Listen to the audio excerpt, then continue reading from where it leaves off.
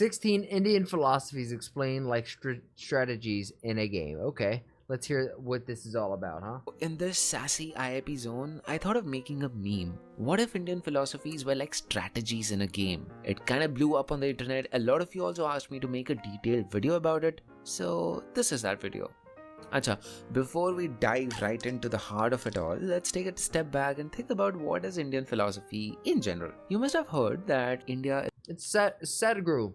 is A land of seekers, not a land of believers. Because in desh mein, we have always sought for something. Sought for what exactly? Well, you know, the usual fun stuff. Ways to reduce suffering, finding the meaning of life, attain enlightenment.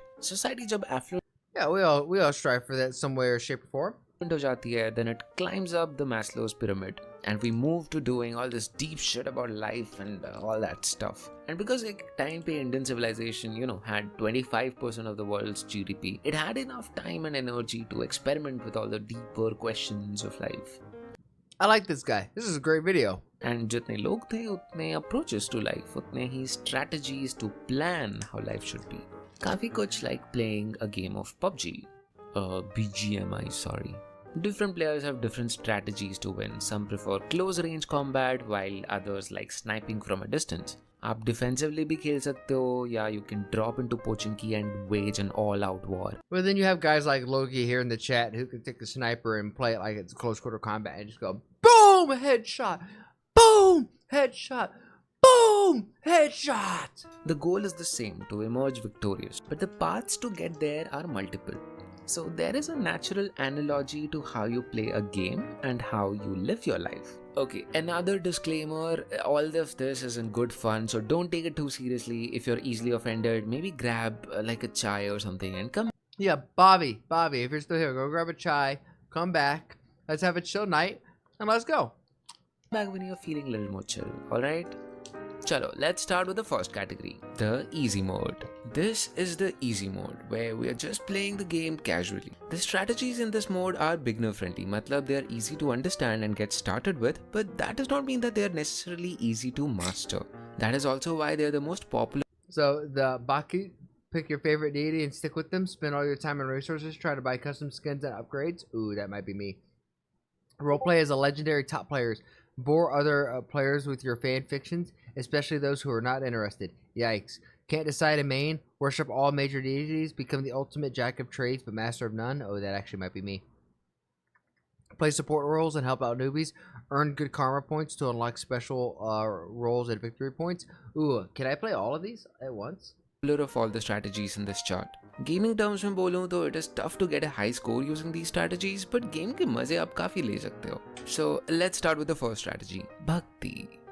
Bhakti is the most democratic strategy out there. The Sanskrit word for devotion, Bhakti is all about surrendering yourself to the game creator. In Bhakti, you use your emotions to please the creator, worship the creator, and basically dedicate yourself to him. So this is like the NPCs of the world.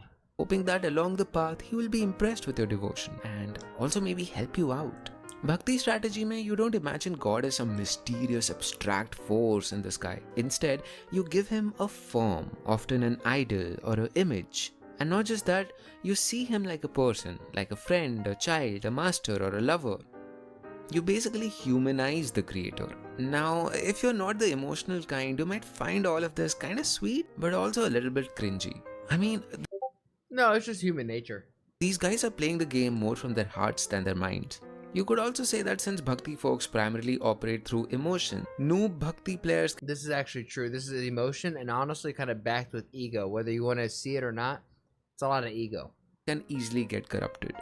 They might end up following all sorts of cults, becoming excessively obsessed, or even getting lost in the theatrics of it all. And also These are the ones that spend their entire savings on like some babas that they saw on Instagram. get exploited in the process. But well, because of its raw appeal, Bhakti is incredibly popular, and not just in India, but everywhere. You could also say that Bhakti is like the gateway drug of religion. It's often the first step that people take towards exploring their spiritual side. Whether you're a casual player or a hardcore devotee, Bhakti offers a way to connect with the Girl, I like what you're doing with that wrist. I got something else you can do that too. divine on a very deeply personal level. I have never seen a production any better than this, anywhere. Moving on, the Puran strategy. The Puran players are the second most popular players of the game. Puran or Purana, however you want to pronounce it, literally means old or ancient stories. If you are a Purana player, you are basically the ultimate lore nerd of the game. You know everything about the game's mythology, the stories of the top players, the many gods Omni, I want you to know that this is Logi. and demons, heroes, side heroes, all of that. Technically, the Purans are the collection of 18 major texts, each focusing on Just a big old nerd.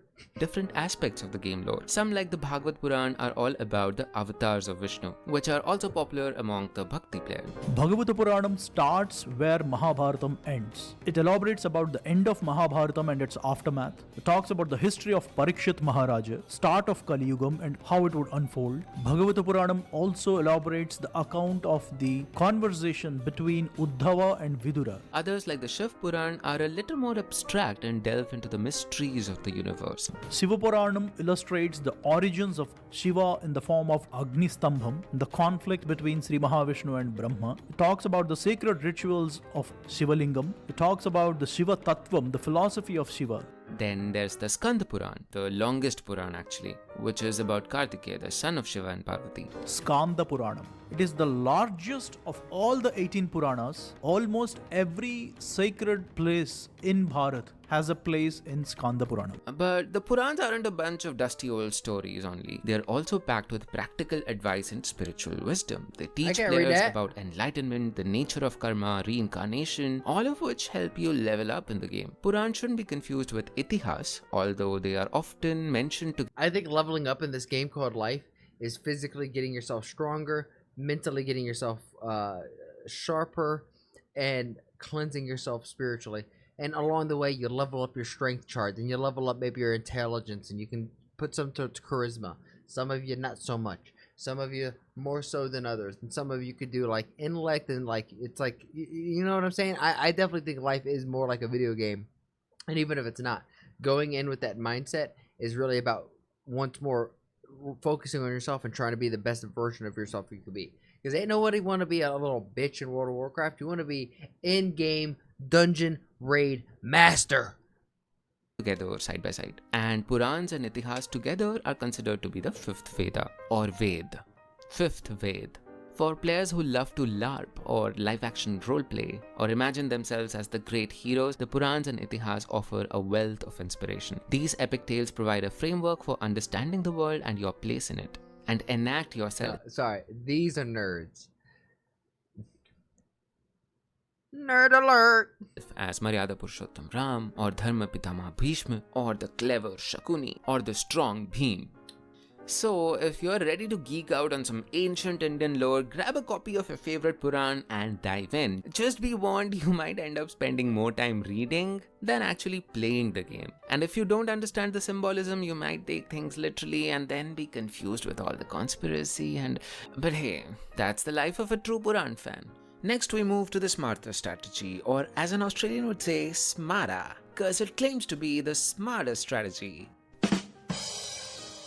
The Smarta strategy is the jack of all trades strategy. It is all about bringing together the best bits of Hinduism into This is me. one package. The founder of Smartaism was Adi Shankaracharya ji, who was kinda like the Steve Jobs of Hinduism. He looked at the different philosophies and practices spread all over India, and he thought to himself, hey, we can simplify this for everyone. So he took the Vedanta philosophy, mixed in a bit of yoga, and then blended it all with a chutki of bhakti traditions, and thus was born a streamlined, user-friendly version of Hinduism that anyone could get into. The Smartas are known for their Panchayatna Puja, which is kinda like having an all-star team of deities. You have got Vishnu, Shiva, Shakti, Surya, and Ganesha. In some Smarta tradition, there is even a sixth abstract and impersonal deity to represent the ultimate reality. And if you are in South India, you might see even Kartikeya join the party too. But here's the thing, Smartas believe that all these deities are just different ways to connect with Paramatma. It's like having multiple paths leading to the same destination. You can choose one that resonates with you the most, but ultimately they all lead to the same place. Today, most Hindus, including you, have a bit of Smartaism in you, even if you don't realize it. आपके घर में जब पूजा होता है, then you see multiple gods and goddesses के मूर्तिस. They all come from the efforts of Adi Shankaracharya ji. Next on Karma Yoga. Karma yogis are the unsung heroes of the spiritual world. They are like the best supporting actors who sadly never get an award for it. Karma yoga is all about doing your duty without making a fuss about it or without expecting any kind of rewards. It's the ultimate just do it mentality.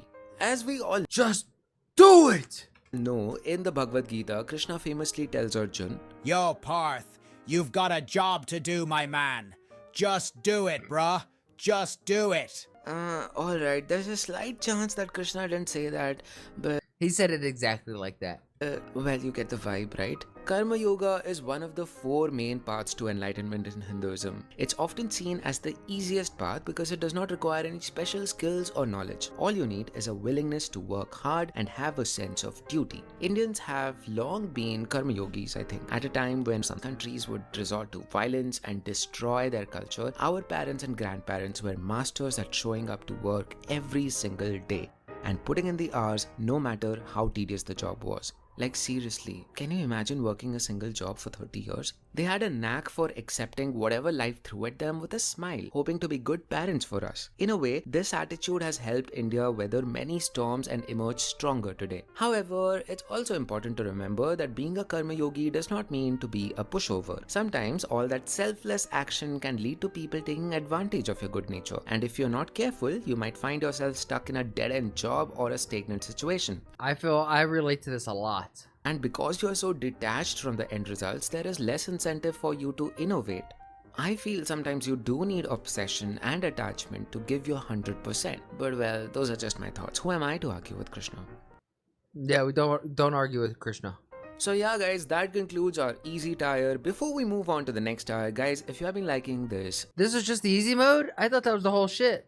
video, please do like and hit the subscribe button. It really means a lot. And yes, if you like this going into poster hard and would mode, like to hang it hacker on your mode. wall to have a conversation starter with your friends, you can find a link in the description box below. Chaliye, let's now move on to the hard mode. These strategies are definitely not for the beginners. They require us to carefully understand a new framework to look at reality. And all these strategies involve breaking down reality into smaller fundamental components. This is kinda like looking under the game and tinkering directly with the code yourself. You won't find many casual gamers talking about these strategies at parties, but the true geeks, the ones who are hardcore nerds about the Vedas and the Upanishads, will find a way to these strategies. Alright, let's begin. Nyaya. Nyaya is all about logic and epistemology, the study of truth. It's like Sherlock Holmes of Hindu philosophy, using deductive reasoning to solve the mysteries of the universe. Nyaya players have an algorithm developed to infer at universal truths, the nature of knowledge, and even the existence of God. Nyaya players were the first to develop logical axioms like inference. For example, all humans are mortal, Shah Rukh Khan is a human, and therefore Shah Rukh Khan is a mortal. This kind of way of thinking was the innovation of the Nyaya people. So you can imagine the Nyaya players as the detective debaters of the Hindu world. Next is Vaisheshika. Vaisheshika is the atomic theory of Hindu philosophy. If Nyaya deals with epistemology, Vaisheshika deals with ontology. Rather than an abstract truth, Vaisheshika looks at the physical existence of reality. It breaks down reality into its smallest components, which it calls They're like Paramanu. engineers. And then Vaisheshika players try to understand how these Paramanus combine to create the world that we experience. It's kinda like Like the ultimate Minecraft players. playing a philosophical Minecraft, building up complex structures with simple building blocks. Vaisheshikas have also come up with the concept of new entities forming from the combination of basic entities, which they call Samyog. Kinda like how in Minecraft combining a stick and a coal gives us a torch. Vaisheshikas believe that everything in the world is built with such combination of building blocks like Dravya, Gun, Karm, Samanya, Vishesh and Samvay. Next in line is Sankhya. Sankhya is the dualistic philosophy that sees the world as an interplay between Purusha and Prakriti. Purusha is consciousness and Prakriti is matter. Sankhyas believe that Prakriti is made up of Sattva, Rajas and Tamas, which are the 3 abstract qualities out of which everything is This is supposed to be the 3 tomas for the Sharingan and Naruto? Just curious. made up of. Prakriti is drawn to Purusha like iron to magnet, and from this interaction of Purusha and Prakriti, Buddhi or intelligence is created. From this intelligence, Ahankar or identity emerges, and then from this Ahankar to This is just the fruit of life. This is Naruto. 23 tattvas come into existence. Sankhyas believe that the world is real and cause and effect are tied together in one unit. Excellent description of the game mechanics, I must say. Finally comes Mimamsa. Mimamsa folks are the most conservative intellectuals of this tier. They focus a lot on Vedic interpretation. It's all about understanding the deeper meaning behind the rituals and the hymns of the Vedas. Mimamsa philosophers have developed complex rules of interpretation, kind of like a secret code for unlocking the wisdom of the ancient rituals in the Vedas. So yeah, there you have it, the hardcore mode of Hindu philosophy. These strategies Study games, ancient texts, and rituals, perform elaborate in-game ceremonies for massive XP boosts. may not be for everyone, but for those who are willing to put in the work and the effort and the time, this tier offers a deep and rewarding path to understanding the nature of reality. Chaliye, let's now move out. My computer just crashed?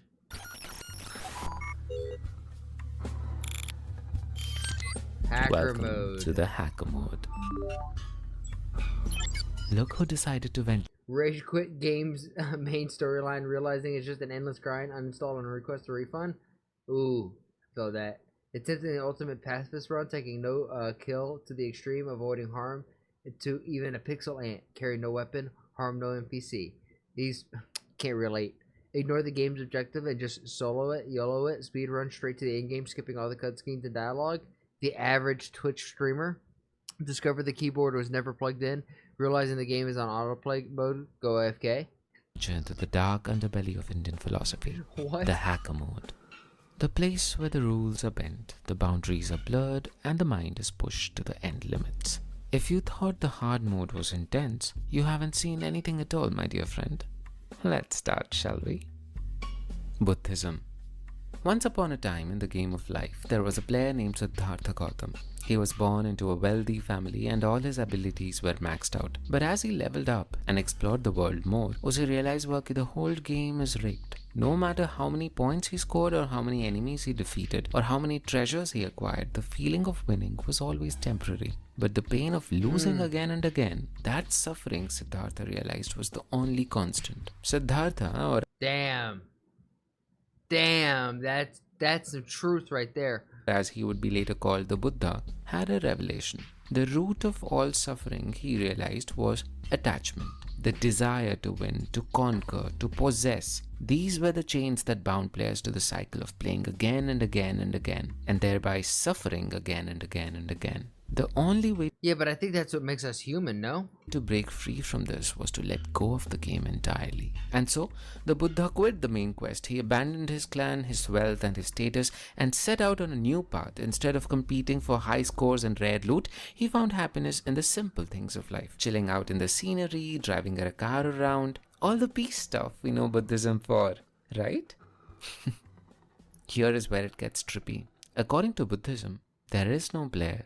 There is no true self. There is no Atma. There is no soul. How could there be no soul? Instead, the whole game is a set of predefined scenarios like nodes in a cosmic network. Our identities, our memories, our sense of being, all of these are illusions, projections of the mind that are already predefined. So you see, Buddhism isn't just about finding inner peace, it's about confronting the void. That void that exists in the heart of existence. That void that exists everywhere. The way that this was animated right here, Inner tell me peace it's not the same as the quantum computer that we just saw that was just released. Tell me this isn't about animated in the confronting- same thing about the different qubits and whatnot. Oh man, holy. the void. That void that It just makes me think like it's all like just, it's all as predetermined scenarios. exists in the heart of existence. That void that exists everywhere. Jainism. Jainism takes a unique approach to the game of life. They believe that the simple act of existence causes violence. Every time we breathe, we walk, we talk, we eat, we kill millions of creatures. This violence is ingrained in the game. This is what causes suffering. Jains, however, don't just quit in the face of suffering. They've got a strategy to deal with it. Jains see suffering as a way to level up your character. They believe that by facing challenges head on, you can delete your negative karma points and ultimately conquer the game. It's like when you're playing a tough level and you keep dying and dying, you still know that you are getting better with each attempt. In the world full of suffering, reducing that suffering must be the only logical thing to do. Maybe this is the reason why Jain players do so well in the business world. They are not afraid from working hard. And simultaneously, they don't get attached so much to their wealth. No wonder we have folks like this Gujarati couple who gave away 200 crores of their life earnings. So, in a game where suffering and it's like, hell is yeah, built hell in, where being aggressive is not just accepted but also appreciated, the Jain strategy of embracing suffering is a hack of its own kind. Yeah, to embrace the suck is great. And then not to get too high off when you win and just not to be like over the top and almost be thankful. Just because a lot of the times you can do all the things right and still lose. So when you do all the things right and win, you're like, oh, thank God, thank whoever, thank Shiva for blessing me with this. Because ultimately it's not even about you. It's just being ready for the opportunity. You were there for the opportunity. Now you're rewarded for it. You know what I'm saying? Charvaks. The Charvaks, the ultimate rebels of ancient India. These guys made the Jains look like hardcore devotees in comparison. Charvaks are all about that seeing is believing life. If they can't see it, they ain't buying it. So much so that instead of the Panchabhoot, fire, water, earth, wind and sky, they just believe in 4. Because they're like, what even is sky? Can you touch it? Can you feel? Yeah, I love the fact that this is represented in yin and yang with light and darkness, because I believe that this is so powerful in today's day and age and never spoken to or spoken on. Feel it? What even is it? The Charvaks are also master hedonists. They don't believe that life is full of suffering. In fact, they think life is full of enjoyment. So much so that a famous Charvak quote can actually be seen somewhere in a bar in Kanpur. Pitva pitva punah pitva yavat patati bhutale utthaya cha punah pitva punarjanmana vidyate. Drink, drink, again drink. Drink till you fall down. And after you get up, drink again. Cause there's no next life, my bro. There's another one. Yavat jivet sukham jivet, ranam krutva ghritam pibet. As long as you live, live happily. Drink ghee, even if you have to borrow money. That's a hardcore application of Zindagi Na Milegi Dobara. Charvaks, unsurprisingly, don't believe in karma, punarjanm, or any kind of afterlife. They think that life is all we got, and we have to make the best of it. They're like the players who don't care about their score or leaderboard rankings. The Big Lebowski, baby. They just want to enjoy the game while it lasts. And that's a segue to the ultimate realists of the game, the Ajivikas. Imagine playing a fun video game. You have played it for days, applying your brain, your mind, your energy. You're about to be the best player in this game. You feel like you have achieved something. And then, me and Marvel's Rivals. Your eyes move towards the joystick you're holding. You see that its wire is hanging, disconnected from the game console. It turns out that the game has been in the autoplay mode all along. All that feeling like you are a player who is winning at this game was all an illusion. Welcome to the Ajivika view of the world. In this strategy, your choices don't matter. Your stats, your skills, your moral decisions, they are all predetermined by the game developer. The very moment the Big Bang happened, everything you have done, everything you're doing and will do was all predetermined. So I don't like this. This is like Neji's point of view from Naruto, and I'm not here for it.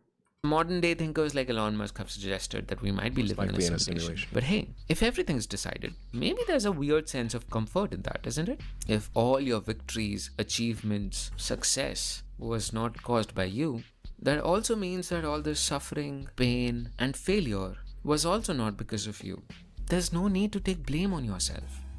This is a good way of being able to give yourself some grace in like tough situations, but this is kind of an extreme version of it, no? Not like you have a choice, do you?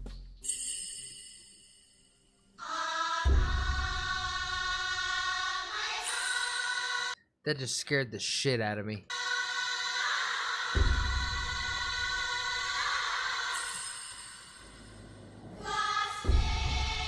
Alright, so loud. Jesus Christ.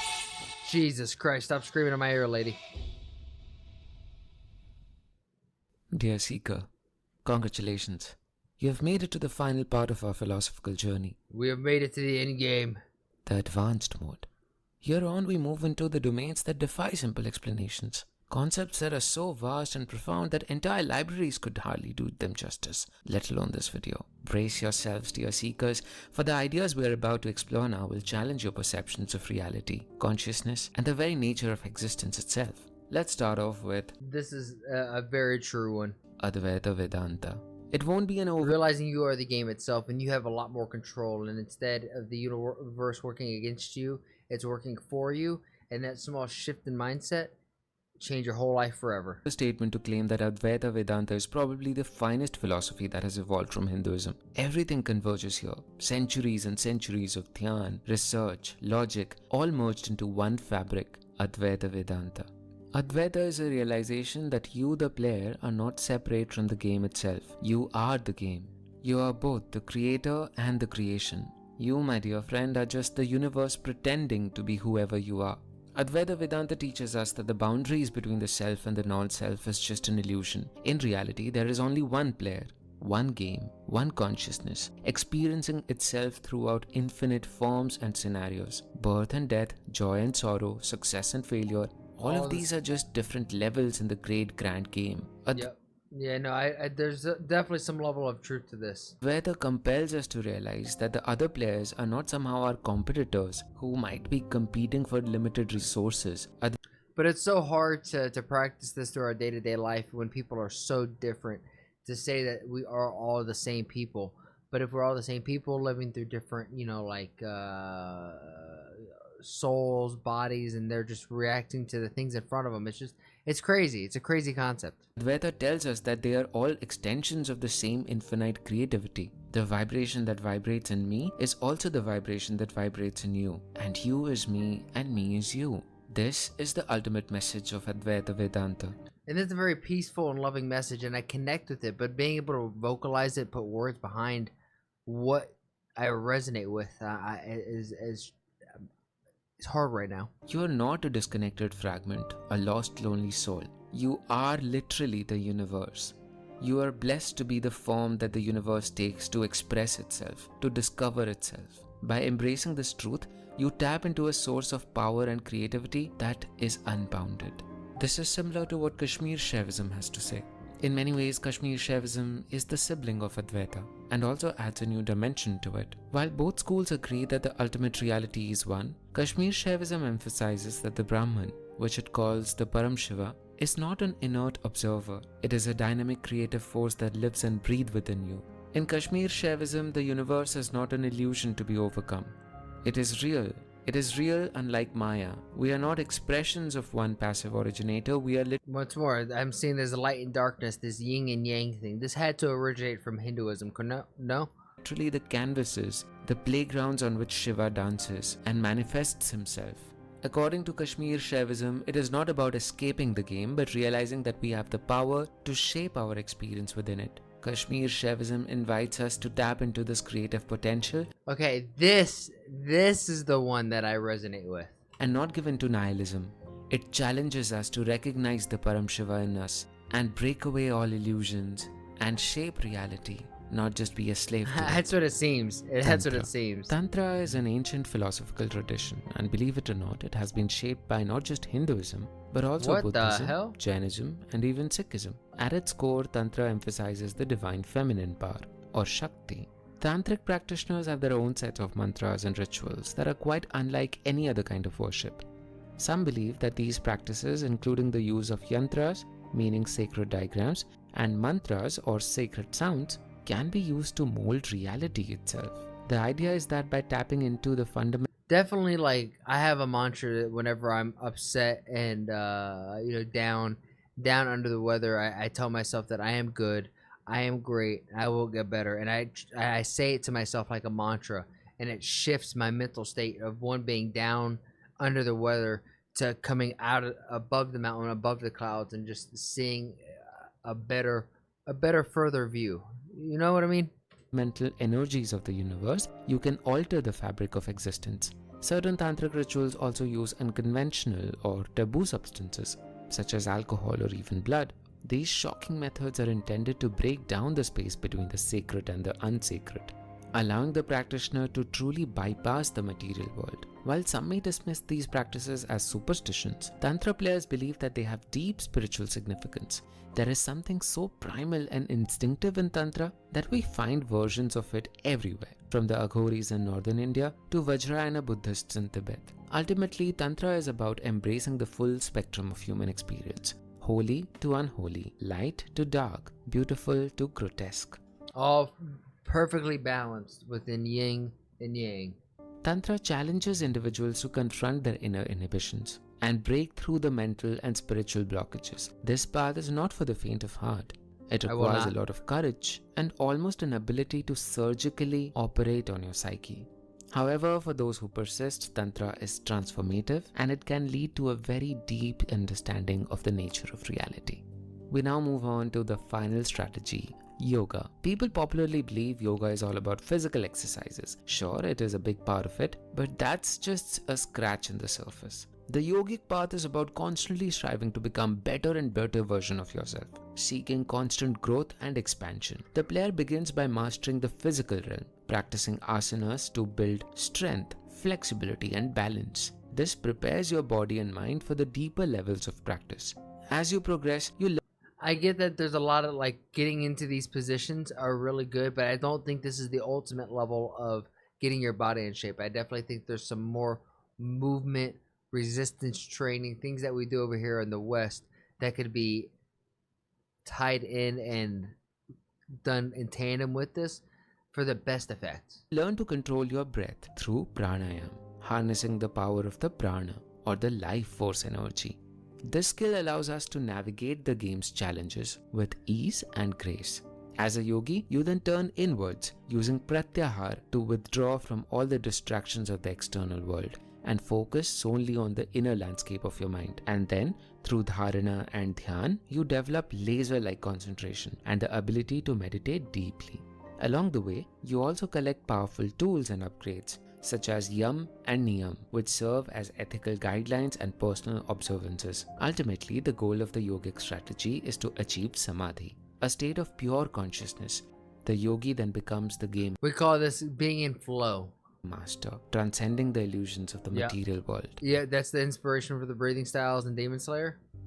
In this sense, the end game of yoga is not about accumulating points or achieving external victories. Rather, it is about unlocking the infinite potential within oneself and It's about mid-maxing yourself and being the best version of yourself that you could possibly be, mentally, physically, spiritually balanced all together. realizing the true nature of reality. All these 16 strategies are not exclusive. You don't have to pick just one and This is a crazy thing. No, yeah, and all of these strategies, I feel like in reality, we all kind of probably can relate to certain parts of all 16 different parts of strategies. Maybe the best thing to do is to be able to look at all the things that you could relate to, kind of blend it together, and how can you effectively use it in your own life to become more balanced mentally, physically, and spiritually. If you're picking up what I'm putting down, then please like the video, subscribe, and if you really like it, then share it with some of your friends. My goal here is to spread a positive message while sprinkling my 2 cents on big topics like American, Indian, and world geopolitics, and even small stuff like Twitch drama and online debacles. And if you want to see it live, come join me over on Twitch. Twitch.tv/ActuallyElrod. That's where I'm going to do all my reactions, and after the reactions, that's where we get down a game. And if you're like, hey, I have a video that I want this dude to sprinkle his 2 cents on, then come over on my Discord and let me know and join the community there. And while we're at it, I have to say thank you to everybody who has made that Discord just so poppin'. I never thought I'd have a Discord that's so flowing. It's really cool to see. Shout out to you, Bobby, Omni, Demon, all of you who have been in there who are just super active. Logie, you're the man. Logie is the one who's like modding and helping run the server, so thank you, Logie. Lastly, I challenge you. I have a challenge for you. Make somebody laugh today. We all know there's enough hate and vitriol in the world. If energy is contagious like the flu, then let's spread and get everyone contagious with our positive energy, right? Not negative energy, because there's so much of that. And if we could just be a small little change in someone's day, then you never know. Maybe that's the thing that starts shifting this world to a happier, healthier, just better place. And with all of that said and done, thank you guys, and I'll see you on the next one.